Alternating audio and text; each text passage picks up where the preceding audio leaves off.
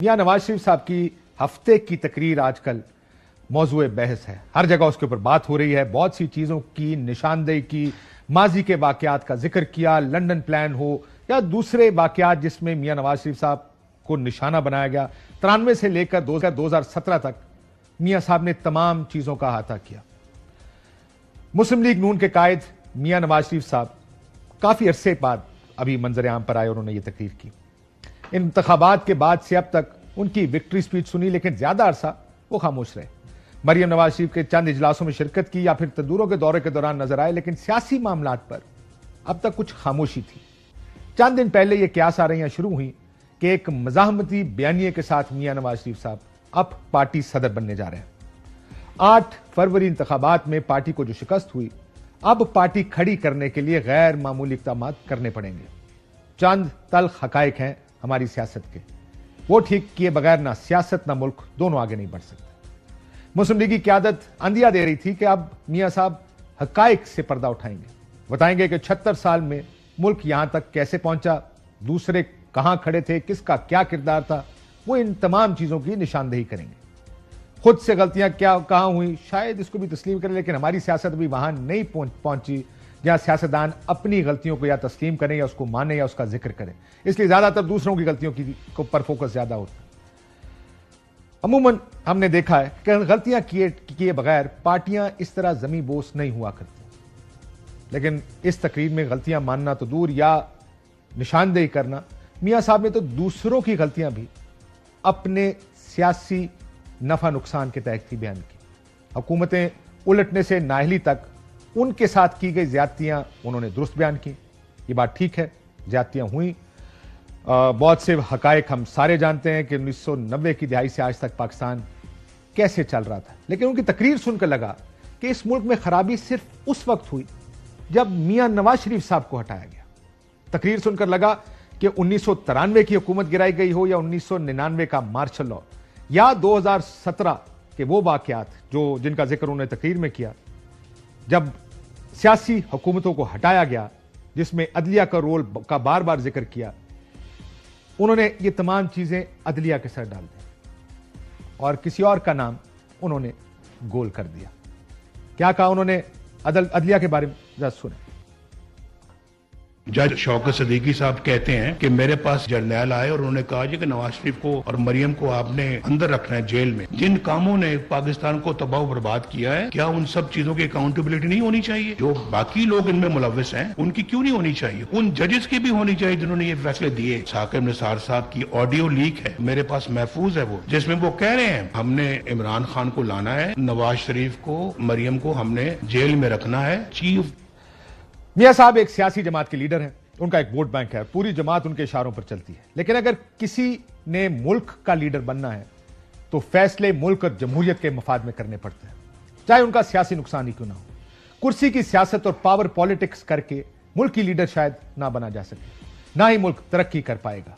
असूलों पर चलना होगा, चाहे अपना फायदा हो या किसी और का।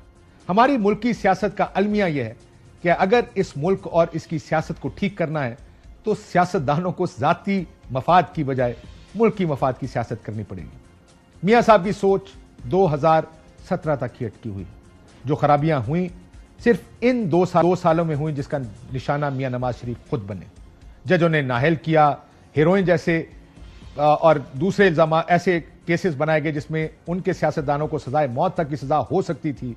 निजाम के मसाइल रहे और ठीक कहते हैं कि ये मसाइल हमारे निजाम में मौजूद हैं। उन्होंने अपने जो साथियों का जिक्र किया कि क्या क्या केसेस उसमें गए, लेकिन सवाल क्या है? सवाल यह है कि अगर यही काम उनके मुखालफीन के साथ हो तो क्या जायज है? उनके मुखालफीन के साथ गुज़िश्ता 2 सालों में क्या हुआ? सब गिरफ्तार हुए, घरों में घुसकर तोड़ फोड़ की गई, खवातीन को तशद्दुद का निशाना बनाया गया, बहुत सी खवातीन अब भी जेल में हैं। इद्दत के केस के नाम पर उनके मुखालिफ और उनकी अहलिया को सजा दे दी गई और दूसरे बहुत से केसेस में भी वो सजा याफ्ता है। पार्टी वर्कर्स उनके जेल में हैं। मियां साहब ने कहा मुझे 27 साल की कैद सुनाई गई। उनके मुखालिफ इमरान खान को 41 साल कैद की सजा अब तक सुनाई जा चुकी है और इन्हीं अदालतों से वो सजा सुनवाई गई। अगर मियां साहब अपनी कहानी 2024 तक लेकर जाते तो शायद दूसरे जजेस का भी जिक्र करते। दूसरी सजाओं का जिक्र करते, मुख्तलिफ केसेस का जिक्र करते, वो फैसले कैसे आए उसका जिक्र करते, गिरफ्तारियों और सजाओं का जिक्र होता जो कि सियासी बुनियादों पर दिलवाई जाती है। मियां साहब की तकरीर सुनकर लगा कि इस मुल्क में मुदाखलत सिर्फ उस वक्त बुरी है जब यह मियां साहब के खिलाफ हो। अगर यही डंडा मुखालिफ को मारने के लिए इस्तेमाल किया जाए तो उससे मियां साहब को शायद ज्यादा एतराज नहीं है। इमरान खान साहब की सोच भी कुछ ज्यादा मुख्तलिफ नहीं है।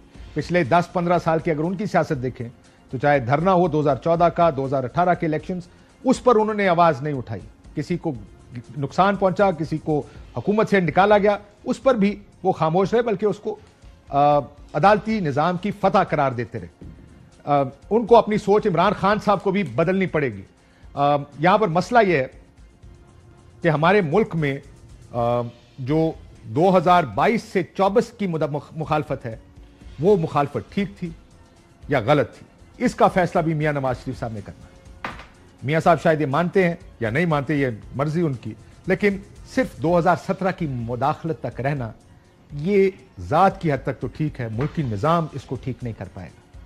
1993 की हुकूमत गिराने का जिक्र भी मियां साहब ने अपनी तकरीर में किया। ये बताया जाए, मुझे जरा समझाया जाए, क्या वजह थी कि 1993 में हमारी हुकूमत का क्यों तख्ता उलट दिया गया? ये मैं पूछना चाहता हूं, क्या थी उसकी वजह? और ये बात ठीक है, कोई ये वाहिद हुकूमत नहीं, 4 हुकूमतें गिराई गई 90 की दिहाई में, लेकिन मियां साहब को शायद याद नहीं कि जो उनका अपना किरदार रहा हुकूमतें गिराने में, जिसमें वो शामिल थे, पेश रहे, उसका जिक्र आप किए बगैर आगे कैसे जा सकते हैं? जरूर 93 का जिक्र करें, लेकिन 90 का जिक्र भी करें। एक IJI बनी थी, बहुत से किरदार थे उस IJI के भी, उसके भी केसेस अदालतों में चलते रहे। किस तरह लोगों को इकट्ठा करके किसी के खिलाफ इलेक्शन 9 सितारों के साथ लड़ाया गया, किस तरह हुकूमतें गिराई गई, वो भी एक तारीख का हिस्सा है। हमने सोचा कि 90 की दिहाई को भूल जाते हैं, और बड़े अरसे भूले रहे क्योंकि चार्टर ऑफ डेमोक्रेसी हुआ था। लेकिन चार्टर ऑफ डेमोक्रेसी के बाद क्या हुआ? जब एक दुश्मन था, यानी दोनों एग्जाइल में थे, तो COD हुआ।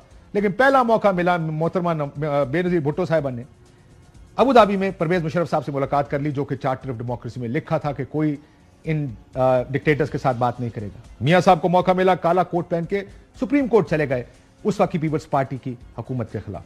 2 मरतबा वो हुकूमत गिरी मोहतरमा की, और यूसुफ रजा गिलानी साहब की भी एक हुकूमत थी, आपको याद होगा, जिसको घर भेजा गया। मियां साहब का एक बड़ा फेमस तकरीर थी जिसमें उन्होंने कहा, गिलानी साहब पहले घर जाएं, नाम क्लियर कराएं, फिर वरना अपने ओहदे से नीचे उतरें। कमोवेश इस किस्म की तकरीर मियां साहब ने की थी। तो इन हुकूमतों को गिराने में सबका किरदार रहा है।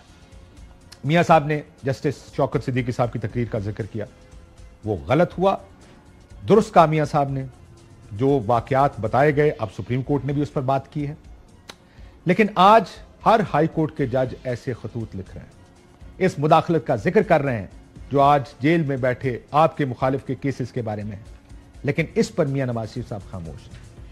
आपने करप्ट जजेस को इंसाफ के कटहरे में लाने का मुतालबा किया, जो कि बिल्कुल दुरुस्त है, सबका एहतसाब होना चाहिए, हर ऐसे शख्स को कटहरे में लाना चाहिए। आपने नाअहली के बाद GT रोड का सफर किया था, लोगों को बताया था कि आपके हटाने के पीछे जजों के अलावा खलाई मखलूक भी है, वो थे जिन्होंने जजेस से फैसले लिए। लेकिन आज आपने, जब ये मियां साहब ने सैटरडे को तकरीर की, उसमें वो उनका जिक्र करना यकसर भूल गए। तमाम तरफ फोकस सिर्फ और सिर्फ जजेस पर रहा। अगर सेलेक्टिवली एहतसाब करेंगे तो कहां पहुंचेंगे? लेकिन जब आपने वो जिक्र किया, मियां साहब ने, आपको याद होगा, आज जब ये सारी तकरीर कर रहे थे, इन्हीं के साथ डील करके मियां साहब मुल्क से बाहर गए थे, जिसको कंफर्म ख्वाजा आसिफ साहब ने किया था। तो बाहर भी तो भेज दिया ना कन्विक्शन। कौन से कॉन्विक्ट पहले इन्होंने नहीं भेजा, इन्होंने, वो तो एस्टेब्लिशमेंट ने भेजा। चले थ्रू कोर्ट ऑर्डर ही गया। मेरा मतलब है कोर्ट ऑर्डर भी जो एस्टेब्लिशमेंट ने करवाया। तो आप बाहर भी एस्टेब्लिशमेंट की वजह से गए थे। शायद वही वजह है कि मियां साहब आज उनका जिक्र करने से कतरा रहे हैं या खामोशी इख्तियार कर रहे हैं। मियां साहब जब लंदन गए, प्लेटलेट्स का मामला आपको याद होगा, तो उन्होंने वहां दोबारा अपनी आप बीती सुनाई। वो मशहूर जमाना गुजरांवाला की तकरीर याद होगी, जिसको सुनने से मुस्लिम लीग के बहुत से लोग मुकर गए थे। बहुत से लोगों से पूछा, आपने सुना मियां साहब ने स्टेज पर क्या कहा? तो उन्होंने कहा, जी मैंने नहीं सुना, जो कि लोग स्टेज पर मौजूद थे। क्या कहा था मियां साहब ने, जरा सुने। जनरल कमर जावेद बाजवा साहब, आपने हमारी अच्छी भली चलती हुकूमत को रुखसत करवाया, जजों से जोर जबरदस्ती से फैसले आपने लिखवाए। जनरल बाजवा साहब, जवाब आपको ही देना पड़ेगा। ये सौगात आप ही की दी हुई है जनरल फैज, ये सब कुछ आपके हाथों से हुआ है। जवाब। ये तकरीर मियां साहब ने गुजरांवाला में की, लेकिन फिर कुछ अरसे बाद उन्हीं से डील बनाई। निजाम की वो तमाम खराबियां जिनका जिक्र मियां साहब कर रहे थे, आनन फानन उन पर पर्दा पड़ गया। मियां नवाज शरीफ साहबा जब इमरान खान की हुकूमत के खिलाफ अदम एतमाद से पहले लॉन्ग मार्च लेकर गुजरांवाला पहुंची, तो उनसे इसी तकरीर के बारे में सवाल पूछा गया। इस बयानिए पर सवाल पूछा गया कि क्या उस पर कायम है। क्या जवाब दिया, जरा सुनिए। गुजरांवाला जलसे में पीडीएम के नवाज शरीफ ने सिटिंग आर्मी चीफ पर इल्जाम लगाया था कि इलेक्शन उन्होंने छुड़ाया है, तो क्या वो आपके पास सबूत है और क्या ये इल्जाम दुरुस्त था? आज भी दुरुस्त है। आप कहते हैं इमरान ने छुड़ाया, लेकिन आपके वालिद कहते हैं वो जनरल बाजवा ने छुड़ाया और उनका नाम भी लिया। जिसका जवाब मिला नेक्स्ट क्वेश्चन। मियां साहब का एहतसाब का तकाजा भी फैसलों की तरह काफी सिलेक्टेड किस्म का है। हालात के मुताबिक आप ये फैसला करते हैं कि किसका नाम लेना है और किसको क्लीन चिट देनी है। आपने कहा कि 75 साल में एहतसाब होता तो हम एक मुख्तलिफ कौम होते। बिल्कुल दुरुस्त कहा, लेकिन अक्रॉस द बोर्ड ये एहतसाब होना चाहिए, किसी की ख्वाहिश के मुताबिक नहीं। मियां साहब का अवाम से भी एक गिला है। इस तकरीर में उन्होंने अवाम से भी गिला किया कि वो खामोश क्यों रहे। मुझे थोड़ा सा गिला कौम से भी है, दिल की बात कर रहा हूं। मुझे गिला कौम से भी है। एक वज़ीर आज़म को झूठे केस में बेटे से तनख्वाह न लेने के जुर्म में फारिग कर दिया जाता है और कौम खामोश बैठी रहे, ये भी कोई बात नहीं है। अवाम से भी मियां साहब ने गिला किया, लेकिन इस सजा के बाद जो 2017 में उन्हें दी गई, 2018 के इलेक्शन में अवाम ने सेंटर पंजाब में मुस्लिम लीग नून को फातेह किया। पंजाब असेंबली के इलेक्शन में 2018 में मुस्लिम लीग नून लार्जेस्ट पार्टी थी। मियां साहब और मरियम नवाज जेल में थे, लेकिन पंजाब का वोटर मुस्लिम लीग नून के साथ खड़ा था। आपने उनसे चंद वादे किए थे, आप वोट की इज्जत बहाल कराएंगे। आपका नारा वोट को इज्जत दो लोगों में मकबूल हुआ। फिर आप वो वादे और नारे भूल गए। लेकिन आज इस मुल्क के अवाम आपसे कुछ सवाल पूछ रहे हैं कि हम 8 फरवरी को निकले, हमने आपके खिलाफ वोट डाला, अब उसके बारे में बात क्यों नहीं करते? क्यों उस अवाम के साथ खड़े नहीं होते जिससे खड़ा होने का तकाजा आप कर रहे हैं? आगे बढ़कर ऐलान करें कि मैं अपनी सीट से इलेक्शन के ऑडिट का ऐलान करता हूं। आपके मुखालफिन को कैंपेन तक नहीं चलाने दी, बैनर पोस्टर ना लगे। अक्सर लोग तो हल्कों से गायब थे, ना निशान था पार्टी के पास, वो भी आखिरी वक्त में छीन लिया गया था, इंटरनेट बंद कर दिया गया। लेकिन उन्होंने इंतखाबी मैदान में अपना हक इस्तेमाल किया और आप हार गए। कौम आपसे सवाल करती है कि क्या इलेक्शन चोरी सिर्फ उस वक्त होता है जब आपका मैंडेट चोरी किया जाए? आपको उस वक्त भी आवाज बुलंद करनी चाहिए जब निशाना आपका मुखालिफ हो। मुल्क ने अगर तरक्की करनी हो, इस मुल्क के सियासतदानों को ठीक होना पड़ेगा। फैसला करें, पावर गेम्स नहीं। कोई किसी को अपना कंधा अपने मुखालिफ के खिलाफ पेश नहीं करेगा। यह मुल्क तभी आगे बढ़ेगा और तभी तरक्की करेगा। इस मुल्क का मसला पावर पॉलिटिक्स है। सब ये नहीं गलत समझते कि मेरे साथ किसने क्या मफाद के तहत एस्टैब्लिशमेंट खड़ी है। सबको मसला इस बात से है कि मेरे मुखालिफ के साथ क्यों खड़ी है।